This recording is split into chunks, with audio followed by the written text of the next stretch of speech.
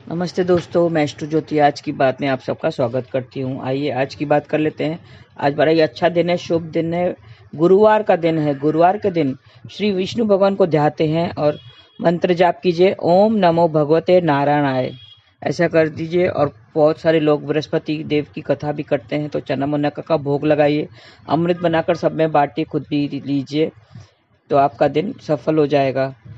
मैं वास्तु से शुरू करती हूँ। आज की खास बात ले लेंगे और कृष्ण कथा में थोड़ी सी ज्ञान की बातें करेंगे, तो अंत तक बने रहिए और लाभ उठाइए। वास्तु की बात करें तो टूटे बर्तन की बात कर लेते हैं। टूटे और दरार वाले बर्तनों को घर में नहीं रखना चाहिए, इससे घर में बिना वजह ही परेशानियां बढ़ जाती हैं। घर में टूटा बेड या टूटी खाट भी उपयोग में नहीं लानी चाहिए। उत्तर दिशा की तरफ अष्टकोणीय आईना लगाएं, तो इससे आपका वास्तु दोष ठीक हो जाएगा। तो आपके अगर टूटे बर्तन वगैरह है, बेड वगैरह है, तो उसे घर से बाहर निकाल दीजिए। ये थी वास्तु की बातें। अब योग और तिथि की बात कर लेते हैं। फाल्गुनी शुक्ल सप्तमी आज सुबह 10:50 तक रहेगी, फिर अष्टमी तिथि लग जाएगी। आज सुबह 10:45 तक याई जहद योग रहेगा। इस योग में न्याय पाने के लिए ये अच्छा योग है। इसमें न्याय पाने की कोशिश करें तो सफलता अवश्य मिलती है। कोई मुकदमा दायरा करने के लिए भी ये योग अच्छा है। अपनी बात रखने के लिए भी ये योग अच्छा है। और आज रात 12:06 तक रोहिणी नक्षत्र रहेगा। रोहिणी चौथा नक्षत्र है, ये शुभ नक्षत्रों की श्रेणी में आता है। इसकी स्वामी चंद्रमा है और इसकी राशि वृष है। इसका प्रतीक चिन्ह बैलगाड़ी को माना जाता है। इसके जातक सुंदर, तेजस्वी, प्रतिष्ठा युक्त, मानसिक स्वस्थ होते हैं। रोहिणी नक्षत्र का संबंध जामुन के पेड़ से बताया गया है, तो आज जामुन के पेड़ की पूजा करनी चाहिए और उसे किसी प्रकार का नुकसान नहीं पहुंचाना चाहिए। जामुन के पेड़, टहनियों को तथा पत्तियों को नुकसान न पहुंचाएं। रोहिणी नक्षत्र के दौरान चंद्रदेव की उपासना करना बड़ी लाभदायी होती है, क्योंकि उनका स्वामी चंद्रदेव है। तो आप आज चंद्रदेव की पूजा आराधना कीजिए। चंद्रदेव की उपासना मानसिक स्थिति को बेहतर बनाने के लिए होती है। तो अगर आपको कुछ मानसिक परेशानियां हैं, तो आज चंद्रदेव का मंत्र जाप कीजिए, ओम श्राम श्रीम श्रौम सह चंद्रमसे नमः, ऐसा जाप कीजिए।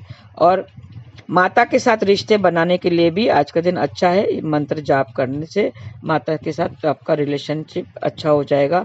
भय से छुटकारा पाने के लिए भी बड़ी ही अच्छी मानी जाती है। ये नक्षत्र बड़ा ही शुभ माना जाता है। जामुन का पेड़ लगाना चाहिए और जड़ में पानी डालना चाहिए। छोटा सा पीला रंग का कपड़ा लें और गुली हुई हल्दी लें, और गुली हुई हल्दी से अपने शत्रु का नाम लिखेंगे तो शत्रुता आपकी खत्म हो जाएगी, शत्रु से मुक्ति मिलेगी। विष्णु भगवान के मंदिर में उसके चरणों में रखें जाके वो कपड़ा, तो आप शत्रु से जल्दी मुक्ति मिल जाएगी।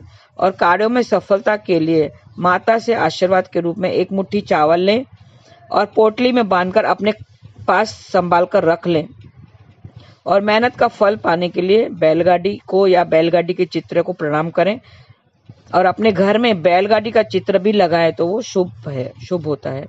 दोनों लोग, अगर किसी में आप दो लोगों में असमझ बनाने का है, असमंजस से बनाने का है, मतलब आपस में आपकी दो जन की नहीं बनती है, तो दोनों लोगों के कपड़ों में से एक एक धागा निकालें, धागे को आपस में बांध लें और मंदिर में चढ़ाएं।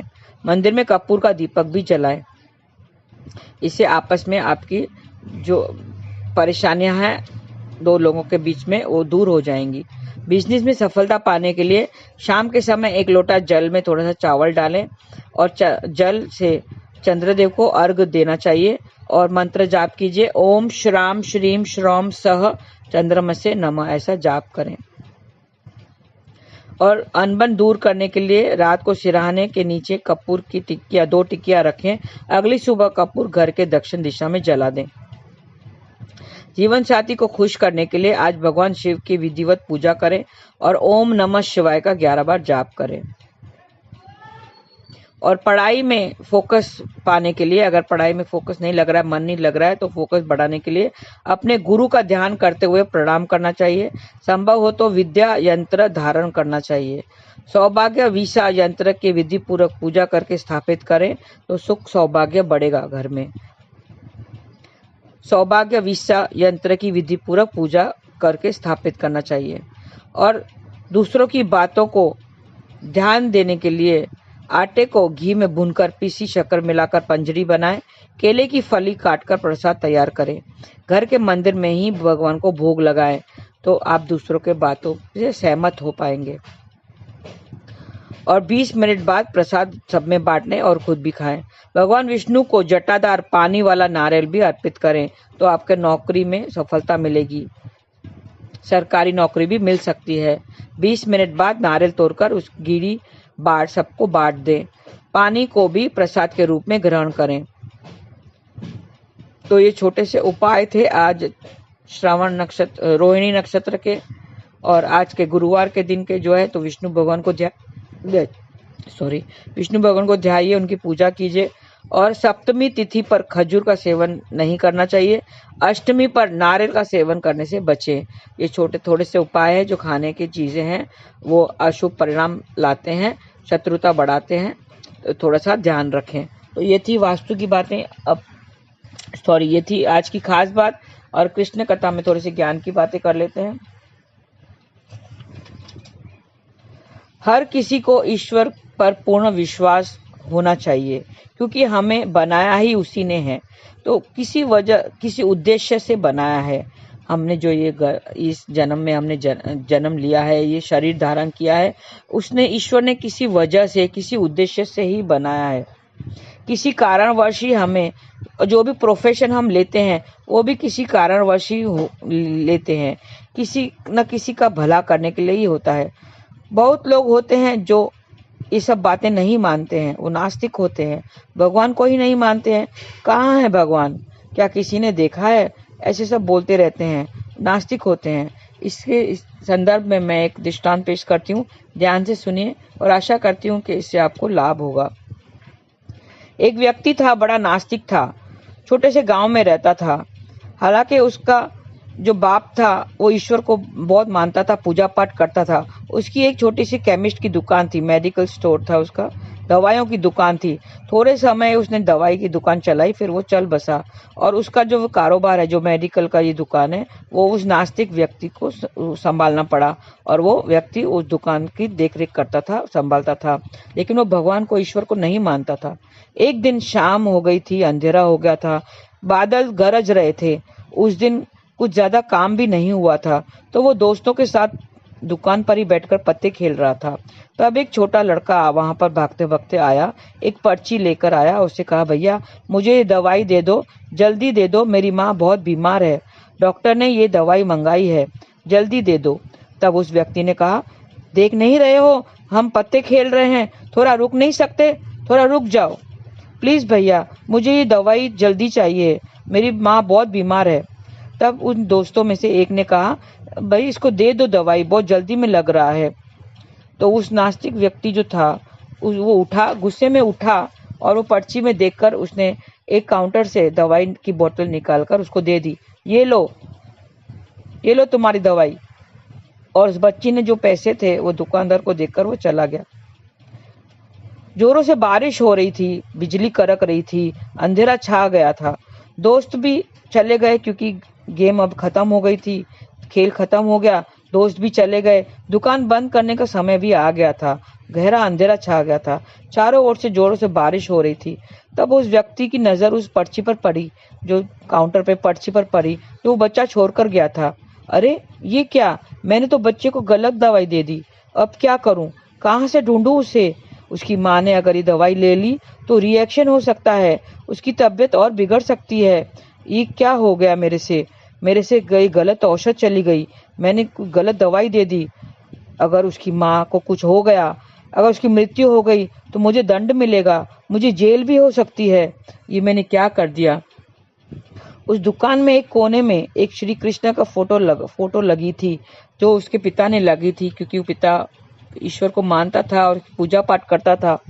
उस पर बहुत धूल मिट्टी चढ़ गई थी, क्योंकि ये तो नास्तिक था, ये तो पूजा पाठ करता ही नहीं था। उसके पिता ने रखी थी वो मूर्त, क्योंकि कोई भी काम हो या दुकान हो या कोई धंधा हो, भगवान की तस्वीर जरूर होनी चाहिए और रोज उस पर दिया जरूर जलाना चाहिए, पूजा पाठ जरूर होनी चाहिए। मगर ये तो नास्तिक था, इसने तो कभी पूजा पाठ की ही नहीं थी, उसमें बहुत धूल मिट्टी चढ़ गई थी। और तब उसको ध्यान आया, अब मेरा सहारा और कोई नहीं, कौन मेरी मदद करेगा। तो उस मूर्ति को देखा, उस मूर्ति के सामने खड़ा हो गया। बहुत धूल मिट्टी लगी हुई थी, इसने कभी साफ ही नहीं किया था ना, तो मुश्किल से थोड़ा सा चेहरा दिखाई दे रहा था कृष्ण का फोटो था। तब चित्र के सामने खड़े रहकर उसने कहा, तू भगवान है? मैं नहीं मानता तुझे, मैं नहीं मानता कि तू भगवान है। अगर तू भगवान है तो ये दवाई उस बच्चे की माँ तक नहीं पहुंचनी चाहिए, उसकी माँ को कुछ नहीं होना चाहिए, ऐसा करके दिखा तो मैं मानूं। तो वो जो नास्तिक होते हैं ना, वो ऐसे ही लोग भगवान को चैलेंज करते रहते हैं।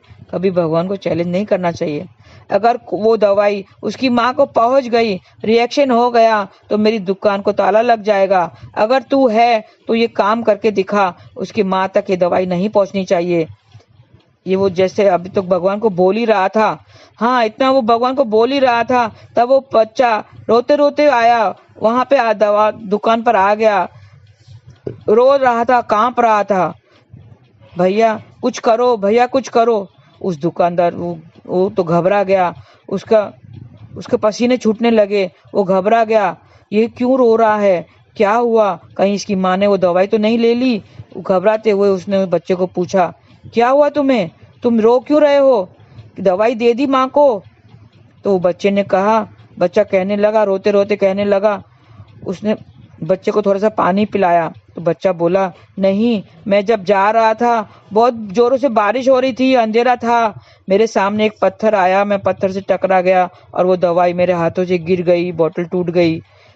तब उस व्यक्ति को जरा शांति मिली और उसकी माँ को वो दवाई नहीं पहुंची।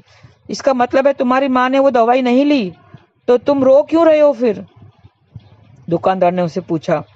मेरे पास दूसरी दवाई के लिए पैसे नहीं है, मुझे दवाई दे दो, मेरी मदद करो भैया, मेरी मदद करो। तो उस व्यक्ति के सांस में सांस आई और उस व्यक्ति ने अपने काउंटर से जो असली दवाई थी, जो पर्ची में जो दवाई लिखी हुई थी, जो उसको देनी थी, वो निकाली और उस बच्चे को दे दी और वो बच्चा लेकर चला गया। फिर उसने एक कपड़ा निकाला और उस चित्र के सारी जो धूल मिट्टी लगी हुई थी, वो सब अच्छे से पोंछकर उसके सामने कहने लगा, हे भगवान, तू है, तू ही भगवान है, तू ही सबकी सुनता है, सबकी रक्षा करता है। तो इस दृष्टांत से, ये जो दृष्टांत बताया मैंने, इससे पता चलता है कि हमें ईश्वर पर विश्वास करना चाहिए। वो ही सबकी मनोकामना पूरा करता है, वो सबकी सुनता है, उसे पास रखो और वही तुम्हारी मदद करेगा। वही असली जो है वो तुम्हारी मदद को आएगा, उसको पास रखो, नाम जाप करते रहो, हरे कृष्ण कृष्ण कृष्ण हरे हरे, हरे राम राम राम हरे हरे। आज के लिए बस इतना ही। धन्यवाद। आपका दिन शुभ रहे। हरे कृष्ण।